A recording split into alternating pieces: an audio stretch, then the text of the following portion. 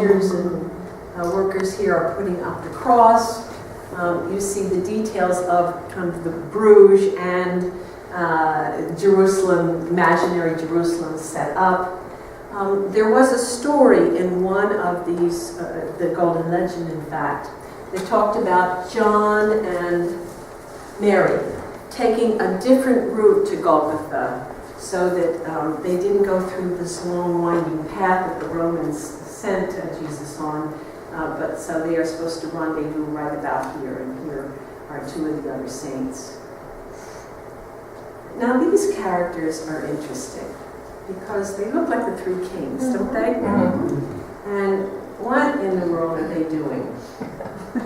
Well, we think that they are in fact all dressed up for a particular procession that happened every Holy Week. And there was a church called the Church of the Holy Blood, the Relic of the Holy Blood. So from Jerusalem, the Crusaders had brought a vial of Jesus' actual blood when he was crucified. Now you know that that's what the Reformation was all about. The relics.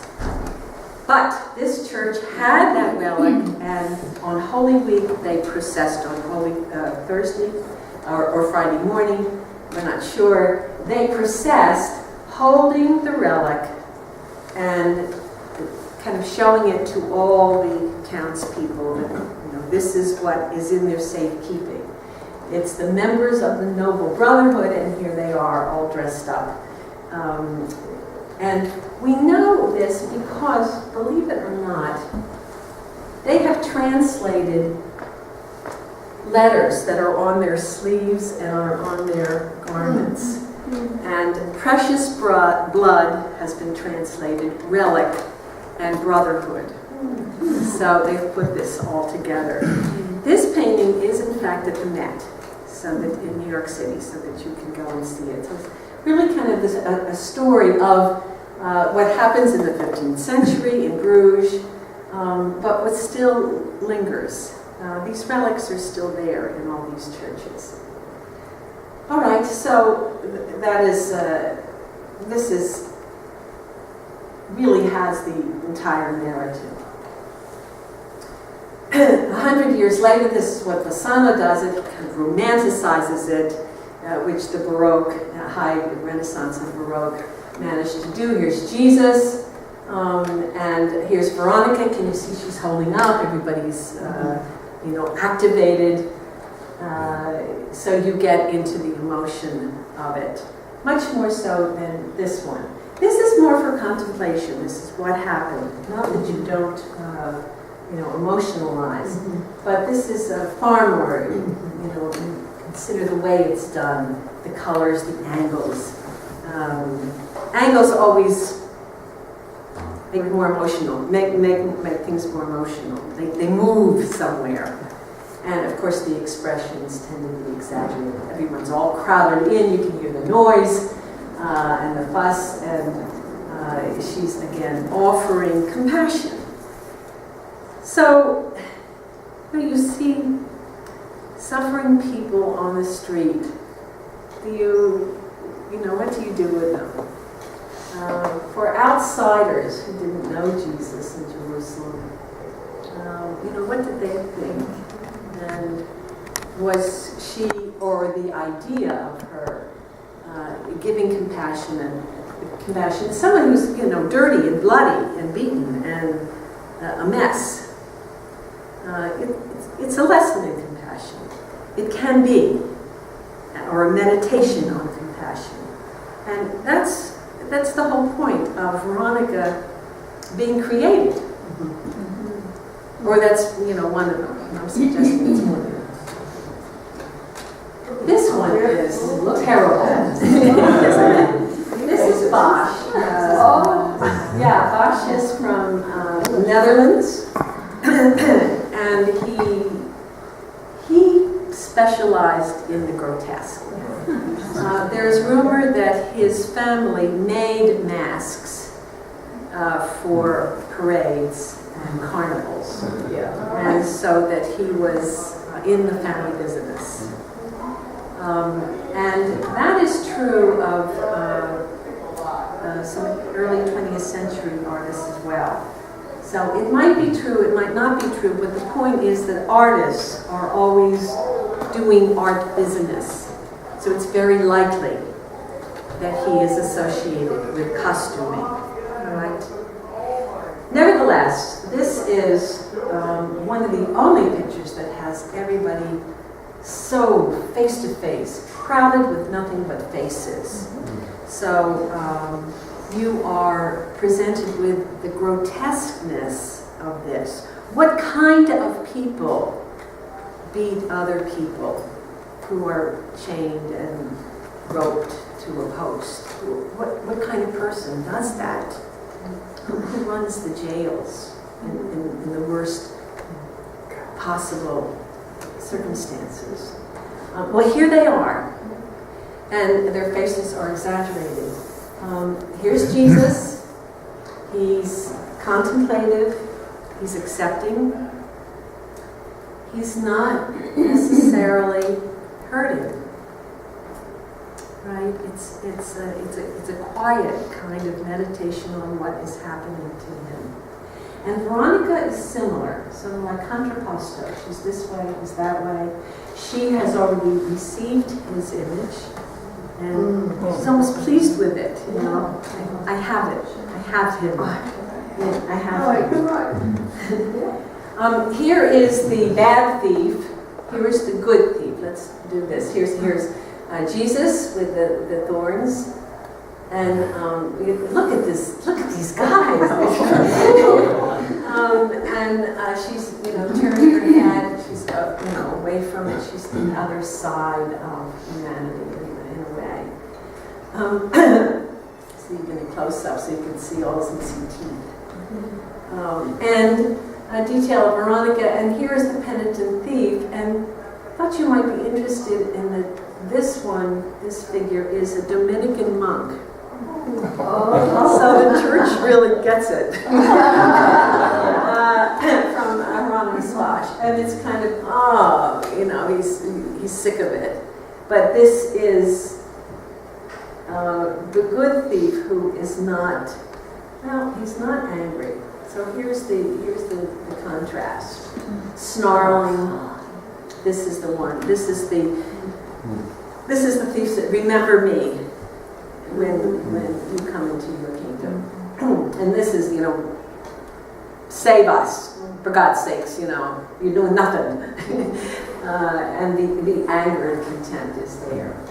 So Bosch really nails it in terms of human personalities, exaggerating what can take place when someone is in such a vulnerable position. It's amazing how many, I remember in India years ago, seeing a dog and someone threw a stone at the dog. The dog was mangy and awful. Mm-hmm. And how many people joined in to stone the dog. Mm-hmm. So it's a contagious kind of thing to beat upon someone. In this case, it was a dog. In this case, it was Jesus. I mean, Bosch is pointing the finger at humanity, saying, "This is all of us," right? And this is 600 years ago. Exactly. 1 year. Exactly. Almost. Right. That's true. So we could be this, but we also are this. So all these kinds of personalities, you can see he's got the hood of the Dominican order. I love this guy, pompous. So you can kind of pick your favorite in here. Now I want to tell you that this painting is about this size. So when you view it, you are face to face with these characters. So this is not small. This is in your face. And Veronica, clearly a person. So then, I told you about gathering Stations of the Cross. This was very like in a garden.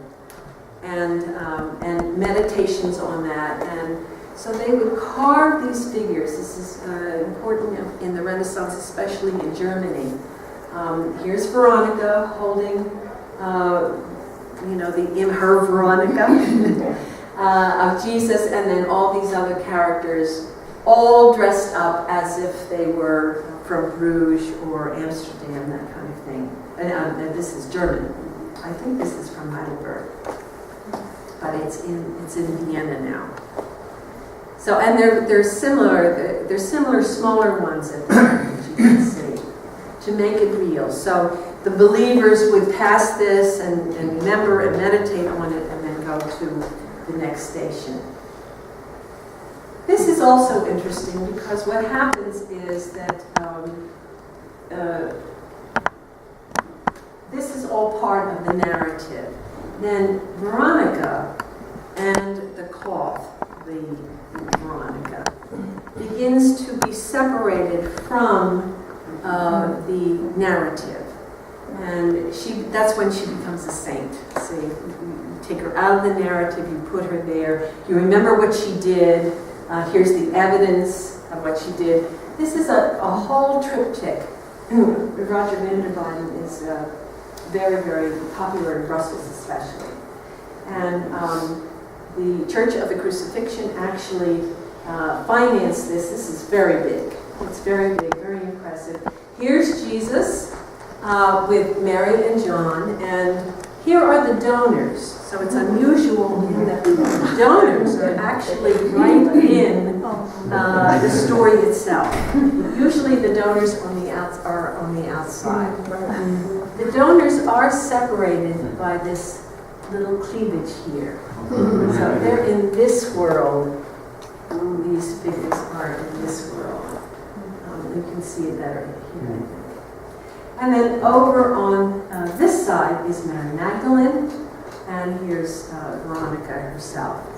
And it is for meditation. All of these figures, this is a continuous landscape, so van der Weyden has suggested that it's all of one experience. But it's mostly meditation, devotion,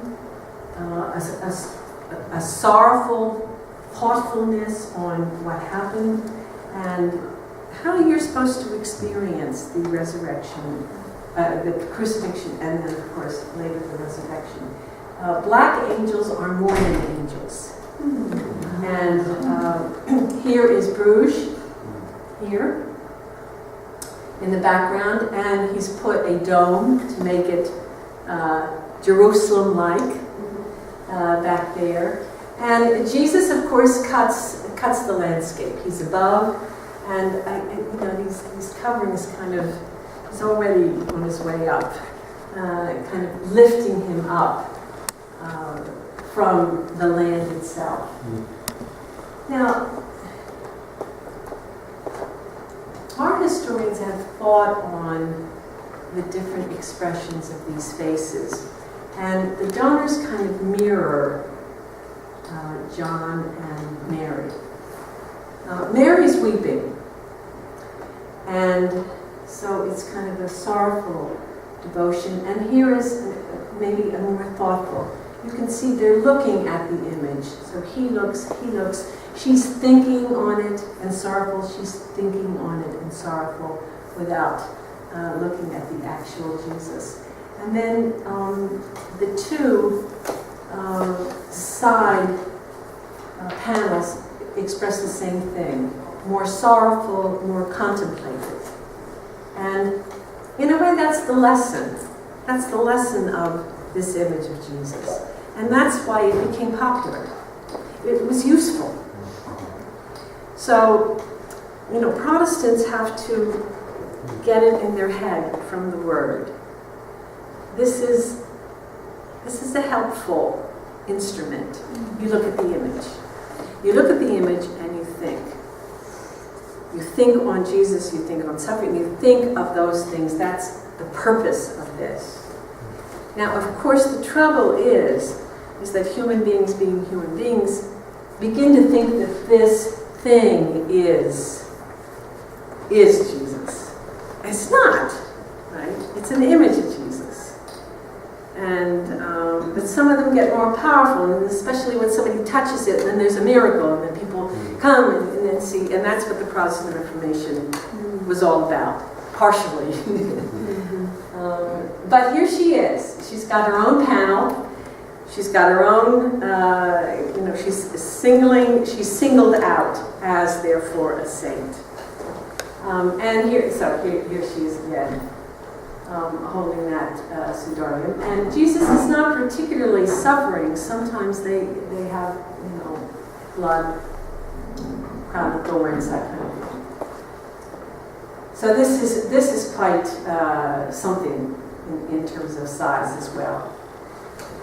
Here's another one, and this is a Memling. He's from Flanders, and very, very similar to Van der Weyden. As a matter of fact, they're related. Here is the face of Jesus. This is also at the Met. So it's a painting. It's useful. That's what it is. You have to imagine that it is meant to empower the believer who is meditating on this and contemplating it. Here's another one. This is one of the teachers of Dürer, so that they get bigger and better. This is cheap, though. This is a print, so that you can buy it. People who can't afford an oil painting, they can have it in their home. You wouldn't find this in a church, but you'd find it in a bureau drawer. And Dürer did the same thing. I don't think I have Dürer's here. This is one of the more popular ones. Jesus has the crown of thorns, so you get what happened to him, that he had the thorns on his head, but he's not suffering. It's a straight stare. So the stare is kind of a Byzantine style, not meant to be real. He's not feeling anything. Jesus isn't feeling anything. He's not suffering. He's not carrying the cross. He is. He is, and what happened to him, the gift that he gave to believers, that's it. It's right there. Yeah. Yes? The faces are so similar. Yeah, they are. The ears, the nose. Ears, the eyes. nose, this, beard. This one doesn't have. I mean, in that one of Veronica, not the next one, but the next one. Back here? No, keep going.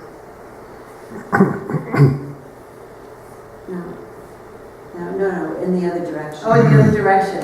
Right. Well, was that it? No. Okay, the The face. one you just showed. The one I The one you just showed. The last one. This next one after this. No. Next. I'm sorry. Hell. There. See how the nose is almost the same, and the ears are the same. The woman and the man. Because they're the same family. Yeah. Well, first of all, they're all northern, so they're copying each other. Okay. The other thing is, I could do a whole program on the face of Jesus. So what does Jesus look like in terms of course, in Africa, he looks like an African. Sure. But in Northern Europe, he's going to look, or in the Western tradition, he's going to look Greek. I mean, because that's the king emperor image. Lynn, are you saying, this is Lynn, right? Yeah, Are you saying that Veronica and Jesus have the same yes, face and that everything? those two The eyes. faces are so similar. Yeah. Well, that's El Greco's style too. Of course it is. Yeah, this is El Greco, who is Greek but ended up in Spain. And trained in the Orthodox, in the Byzantine tradition, then went to Italy under Tintoretto. So he learned the Italian Renaissance, and then he ended up in Spain. And the competition in Italy was stiff, so he made a lot of money. He was good and very, very devout though. So does El Greco mean the Greek? El Greco means the Greek. Yeah. His real name is Domenico Theotokopoulos. Yeah, okay. You got it. It's easy to say El Greco. Yeah, and they have, if you go to Toledo, they have his house, they've kept it going. Yes, oh no, you're stretching, okay. He did a very famous tomb, somebody's tomb. They've done a good job with his house and his sons and everything. So, extremely popular. No followers. So he's kind of, his own. All right, I think this is the spookiest. Zubaran was very, very wrapped up in the Counter-Reformation. And the Counter-Reformation in Spain, so both El Greco and Zubaran they're contemporaries. El Greco stuck to a more iconic style. Zubaran was make it real. And there's a beautiful St. Francis in the Wadsworth that makes you, believe that it happened. So his Veronica, doesn't it look like that Jesus actually wiped his face? And there it is. So the Counter-Reformation is to make it more real, so that you win back believers from those who have run off and become Protestants. There are other stories that are, created around Veronica. And one is that Veronica is a person. She not only met Jesus on the way to Calvary, but another version is she missed Jesus preaching, and she happened to pass him, and he gave her the cloth so that she would remember him. And later on, Jesus was crucified under Tiberius, the Roman emperor. And Tiberius gets sick and hears that Jesus is a healer. So he sends word to bring Jesus to Rome. Well, when Pilate hears this, he's already crucified Jesus, so not much luck in sending Jesus to Rome. But he finds Veronica. So he sends Veronica. And Veronica heals him. She shows him the cloth. He gets Tiberius conceived, which is another turn like the story of Akbar and the Odessa. So there are many versions. There are many versions, but they all entail Veronica, a person. And so Veronica no longer is a saint. Here's Dur. I put this in because, again, these are cheap and people can have them. But the Veronica, or the icon, is kind of elevated to where the angels are celebrating it. So it gives the cloth more status, a heavenly status. This is Durer's signature. Now today, these are 20th century images. This one is in Germany, and I got it off the web, so I don't know exactly where in Germany, but here's Veronica, here's, so this is an outdoor, according to the stuff, it's an outdoor display that is illuminated during Holy Week. If you go into some of the churches, you might see this, Roman Catholic, as the sixth station of the cross. When I was preparing this, I went to New York City to St. Patrick's Cathedral. It's a complete mess. They're renovating everything. But you can go around the edges, and sure enough, they had the sixth station, and the cloth it's a bloody Jesus. It's not so discreet as this. It actually shows the Sudarium. There was a detail in that one just before this of the rope. I've never seen that before. Yes, right here, yes, the yeah. soldier pulling figures are life-size. I mean, and here she is. So, it adds in the drama. That should be Tiberius, who got healed later on, according to the myth. Last year, I just want to end with this because these are sad images, obviously. By the Baroque time, it was Rembrandt who revolutionized the image of Jesus. And last year, there was just an exhibit of heads of Christ at the Philadelphia Art Museum. And I missed it. I'm sorry I missed it, but there is a book published, and sometime that would be, the history of how we depict Jesus. And, Greco-Roman, with the nose and the hair, is not Jewish, and he was. And Rembrandt had a lot of Jewish neighbors. And that is one of the theories why Rembrandt revolutionized the image of Jesus. Not suffering, or certainly in these separate portraits. And he called them portraits. So the Philadelphia Art Museum had about 7 of them. This is my favorite one, and because I was born and raised in Philadelphia, this is the one I'm most familiar with. So it humanizes Jesus. Rembrandt was a Protestant.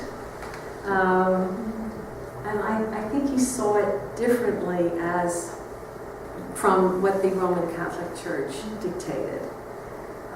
Here's another one. It didn't turn out quite so clear. But I just wanted to end with those images because that's the whole point of the tradition of the Veronica or Veronica is contemplation. So thank you very much. Are